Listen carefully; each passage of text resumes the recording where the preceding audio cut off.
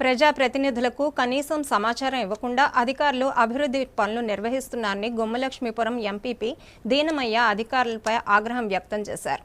పార్వతీపురం మన్యం జిల్లా గుమ్మలక్ష్మీపురం మండల పరిషత్ కార్యాలయంలో సర్వసభ్య సమావేశం నిర్వహించారు. ప్రభుత్వ అధికారులు నిర్లక్ష్యంగా వ్యవహరిస్తున్నారని, తీరు మార్చుకోవాలని ఎంపీపీ హితవు పలికారు.